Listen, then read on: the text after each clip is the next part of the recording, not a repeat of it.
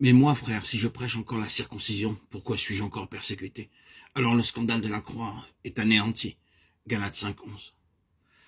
Le verset duquel est tiré le titre de ce message suggère que si Paul avait seulement continué à annoncer la circoncision, il aurait pu éviter la persécution et être libéré de l'inévitable scandale généré par le message de la croix. Il est d'un fait évident que quel que soit le lieu où la croix du Seigneur Jésus-Christ a été annoncée avec fidélité, cela n'a pas amené que de l'espérance et une vie nouvelle à quelques-uns. Cela a apporté aussi beaucoup de troubles à bien d'autres. Où que ce message soit annoncé, il a provoqué de l'antagonisme.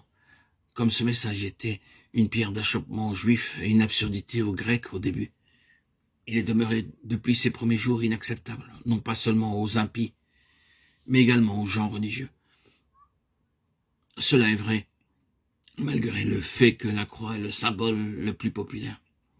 Il n'existe pratiquement aucune ville dans la chrétienté où l'architecture, les galeries d'art, les collections de littérature et de conservation, les conservatoires de musique, qui ne donnent au signe sacré de la croix une place proéminente. Il est donc regrettable qu'autant de prédications et d'enseignements dans l'église chrétienne se limitent au Jésus de l'histoire, qui présente un Christ sans croix, ou à une interprétation de la croix qui est bien inférieure à celle des Écritures. Malgré cela, le message consistant de toute la Bible est que la croix est l'instrument de Dieu pour le salut. Elle en est son moyen unique et pleinement suffisant. Il est tout aussi clair que cela a été le message béni de Dieu pour le salut des hommes. Il prédominait au temps du Nouveau Testament, et le recouvrement et la remise en valeur de certains aspects essentiels et vitaux de cette croix ont provoqué certains mouvements caractérisés par des noms tels que Luther, les Wesley, les Whitefield, les Moody, les Spurgeon et beaucoup d'autres hommes encore honorés par Dieu lui-même.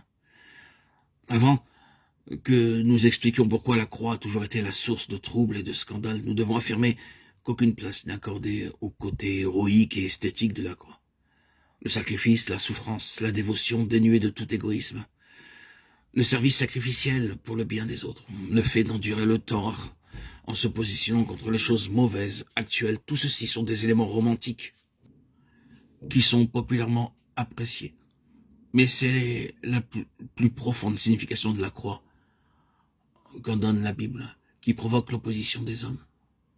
Il serait profitable d'examiner quelques-uns de ces aspects plus minutieusement.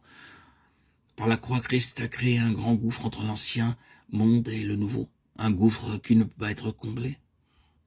Deux systèmes distinctement différents, deux échelles de valeurs, deux critères de jugement, deux codes de loi se tiennent en contraste total de chaque côté de la croix. Chaque système n'est pas seulement entièrement différent l'un de l'autre, mais ils sont irréconciliables et sont pour toujours mutuellement antagonistes. La croix exige, en ce qui concerne les intérêts, les objectifs, les relations et les ressources, une distinction absolue. Elle impose la distinction finale entre ceux qui sont sauvés et ceux qui ne le sont pas, entre les vivants et les morts.